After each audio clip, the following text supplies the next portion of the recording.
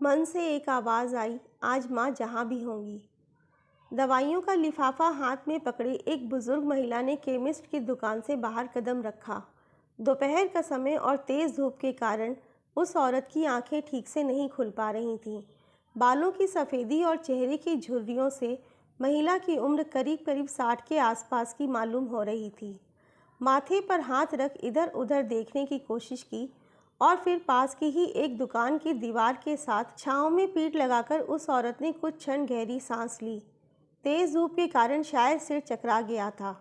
2 घड़ी वहीं रुककर जब थोड़ा बेहतर महसूस हुआ तो उसने रिक्शा खोजने के लिए अपनी नज़र दौड़ाई।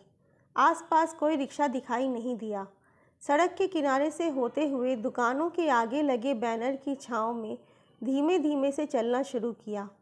चलते चलते बाईं ओर एक बड़ी सी साड़ियों की दुकान पर नज़र पड़ी। कदम अचानक से थम गए। बुजुर्ग महिला ने अपने कांपते हुए हाथों से छोटा सा पर्स निकाला और खोलकर उसमें रखे पैसों को टटोला और फिर मन ही मन कुछ सोचकर साड़ी की दुकान में धीरे से दाखिल हो गई। दुकान में प्रवेश करते ही एसी की ठंडी हवा से थकान और गर्मी से कुछ राहत मिली। आइए आंटी जी बैठिए। दुकान के बहुत से साड़ी विक्रेताओं में से एक विक्रेता ने महिला को अपने सामने बैठने का इशारा करते हुए कहा। महिला के बैठते ही, क्या दिखाऊं, साड़ी या सूट? 20-22 साल के नौजवान लड़के ने बड़े उत्साह से पूछा। बेटा, मुझे एक आसमानी रंग की साड़ी चाहिए थी, बुजुर्ग महिला ने थोड़ा झिझकते हुए कहा। साड़ी विक्रेता ने मिनटों में आसमानी रंग की 3-4 अलग अलग तरह की साड़ियाँ निकाल सामने फैलाकर रख दी। क्या कीमत होगी इनकी? औरत ने धीमी आवाज़ में सवाल पूछा। ज़्यादा नहीं है आंटी जी, आप पहले पसंद तो कीजिए। पैसों की चिंता बिल्कुल मत कीजिए, आपसे ज़्यादा नहीं लेंगे। बेटा, वो दरअसल मेरे पास ज़्यादा पैसे नहीं हैं। तुम पहले इनकी कीमत बता देते तो अच्छा होता, थोड़ी आसानी हो जाती। यह वाली 3000 की और ये वाली 4.5 और ये वाली आपको 3200 में पड़ेगी। महिला ने स्पष्ट किया कि उसे यह सब नहीं चाहिए। बेटा, इतनी महंगी नहीं, मुझे तो 1000 के आसपास की साड़ी चाहिए थी। मेरे पास इतने पैसे नहीं हैं। माँ जी, हमारे यहाँ सभी साड़ियाँ 2000 से ही शुरू होती हैं। आप जैसी साड़ी मांग रही हैं वो हमारे यहाँ तो नहीं है। बेटा, एक बार फिर से देख लो, शायद कोई मिल जाए। अब साड़ी विक्रेता आपा खो रहा था। माँ जी, क्यों समय बर्बाद कर रही हैं? बोला ना नहीं है। बाहर निकलते ही दाईं ओर और भी बहुत सारी साड़ी की दुकानें हैं, वहाँ आपकी पसंद की साड़ी मिल सकती है। आप उधर जाकर देख लीजिए। दूर से दुकान का मैनेजर दुकान पर आई उस बुजुर्ग महिला और साड़ी विक्रेता के बीच की यह सारी बातें बहुत ध्यान से सुन रहा था। उसने वहीं से बैठे बैठे साड़ी विक्रेता के मोबाइल पर फ़ोन किया और उसे कुछ करने के लिए निर्देश दिया।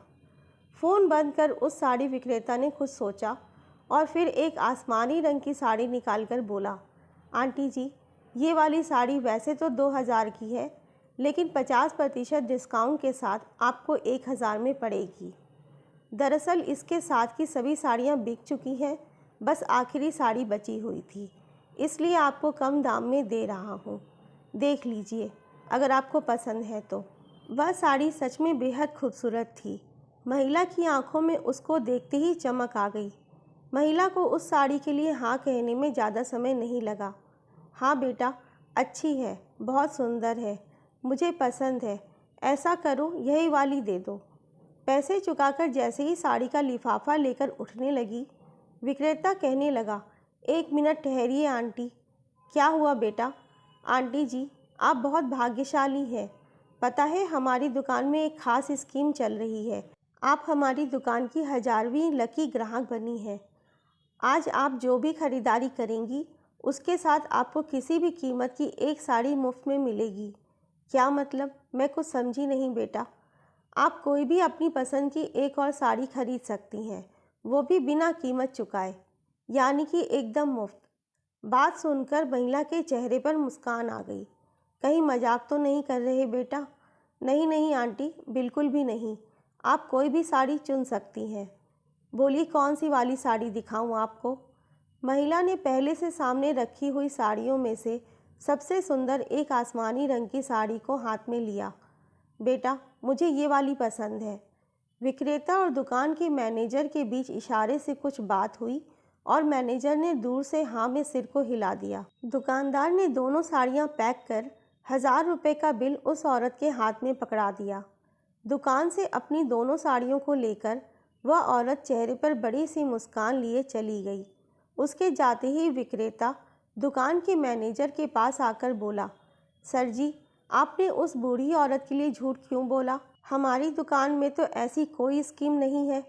आपने बिना किसी कारण उस औरत को 2 साड़ियाँ मुफ्त के दाम में बेच डाली। जानते हैं साहब, दोनों साड़ियों की कुल मिलाकर कीमत 7000 है। जानता हूँ और सब अच्छे से समझता भी हूँ। तुम ऐसा करना, उनकी कीमत मेरी इस महीने की तनख्वाह में से काट लेना। लेकिन आपने ऐसा क्यों किया? क्या आप उस औरत को जानते हैं? नहीं, जानता तो नहीं हूँ, लेकिन पता नहीं क्यों बस अंतर मन से एक आवाज़ आई और मैं ऐसा करने से खुद को रोक नहीं सका। मेरे जीवन की भी एक कहानी है। मेरी उम्र कोई 9-10 साल की रही होगी जब मेरे बाबा गुजर गए। मुझे ठीक से याद है, मेरी माँ ने मेरे बाबा के जाने के बाद शायद ही कभी कोई अच्छा और महंगा कपड़ा पहना हो। बहुत ही तंगी से गुजरा था हमारा जीवन। माँ ने पता नहीं कहाँ से हिम्मत और पैसे जुटाकर मेरी पढ़ाई जारी रखी। मेरी ज़रूरतों को पूरा करने के लिए अपनी अनगिनत इच्छाओं को मारती रही। हमेशा चेहरे पर झूठी मुस्कान लिए रहती थी। एक बार दिवाली के दिन माँ मेरे लिए नए कपड़े खरीद कर लाई, लेकिन माँ अपने खुद के लिए कुछ नया नहीं लाई। घर में पड़ी एक पुरानी ट्रंक में से साड़ी निकालकर तैयार हो गई। मैंने माँ को टीवी में एक बहुत ही सुंदर साड़ी दिखाते हुए उसके जैसी साड़ी अपने लिए खरीद कर लाने की ज़िद करने लगा। माँ बोली, अरे, इस उम्र में ऐसी चमक दमक वाली इतनी महंगी साड़ी क्या मुझ पर अच्छी लगती है? मैं नहीं माना, झगड़ा करने लगा। बहुत नाराज़ भी हुआ। मुझे समझाते हुए कहने लगी, अच्छा ठीक है, जब तू खुद कमाने लगेगा और तू अपनी कमाई से मेरे लिए जो भी कपड़ा लेकर आएगा, मैं उसे ज़रूर पहनूंगी, कभी ना नहीं कहूँगी। मैं बड़ा हुआ, पढ़ाई पूरी हुई और कई महीनों तक नौकरी की तलाश करता रहा। समय के साथ माँ कमज़ोर होती चली गई और फिर एक दिन ऊपर वाले के खेल भी कितने अजीब होते हैं। जब मेरे पास माँ थी, तब माँ खुद से एक अच्छी साड़ी खरीद कर लेने तक के लिए उनके पास पैसे नहीं थे। लेकिन जब तक मैं पैसे कमाने लायक बना, माँ मुझे छोड़कर जा चुकी थी। आज अगर माँ होती तो उसे ऐसी ही कोई अच्छी महंगी वाली साड़ी उपहार में लाकर तो ज़रूर देता। शायद एक नहीं, बहुत सारी। अब मेरी यह इच्छा तो कभी पूरी नहीं हो सकती।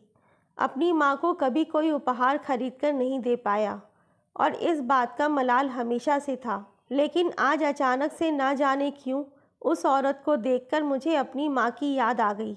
अपनी माँ के लिए तो कुछ नहीं कर सका, किसी और की माँ के लिए ही सही। शायद इसी बहाने मेरी माँ तक मेरा तोहफ़ा पहुँच जाए। यही सोचकर मैंने उस औरत को साड़ी किसी बहाने से देने की सोची थी। लेकिन पता नहीं उस औरत ने एक ही रंग की 2 साड़ियाँ क्यों लीं। वो किसी और रंग की साड़ी भी अपने लिए चुन सकती थी। मैनेजर उस लड़के से अभी बात कर ही रहा था कि तभी वही महिला दोबारा लौटकर दुकान में दाखिल हुई। बेटा, वो मेरा दवाई का एक लिफाफा शायद यहाँ छूट गया है। मैनेजर ने दवाई के लिफाफे को दुकान में ही पड़ा पाया। लिफाफा पकड़ाते हुए मैनेजर ने कहा, आंटी, अगर आप बुरा ना मानो तो मैं आपसे एक बात पूछना चाहता हूँ। हाँ, कहो बेटा। आप किसी और रंग की साड़ी भी खरीद सकती थी, लेकिन आपने फिर से आसमानी रंग की ही साड़ी क्यों चुनी? वो क्या है ना बेटा, 2 दिन बाद मेरे बेटे का जन्मदिन है। करीब करीब तुम्हारी ही उम्र का है। लेकिन मेरा बेटा आप सबसे थोड़ा अलग है, औरों जैसा बिल्कुल नहीं है। आजकल आप लोग क्या कहते हैं, स्पेशल बच्चा? हाँ, बस वही है वो। उसको आसमानी रंग बेहद पसंद है। इस रंग को देखकर बहुत हंसता है, दिल खोलकर मुस्कुराता है। इसलिए हर साल मैं अपने बेटे के जन्मदिन पर उसके सामने आसमानी रंग की ही साड़ी पहनती हूँ। इसी बहाने उसका जन्मदिन हंसते खेलते मनाया जाता है। ये रंग देखकर वो सारा दिन नाचता हुआ मस्त रहता है। मैं उसके लिए उसकी मुस्कुराहट के लिए ही तो जीती हूँ। उसकी खुशी मेरे लिए रिटर्न गिफ्ट होती है। मैनेजर उस औरत को एक टक ही देखता रहा। अच्छा बेटा, चलती हूँ। बहुत बहुत शुक्रिया। उस औरत की बात सुनते सुनते मैनेजर निशब्द रह गया, क्योंकि 2 रोज के बाद उसकी स्वर्गवासी माँ का भी जन्मदिन था।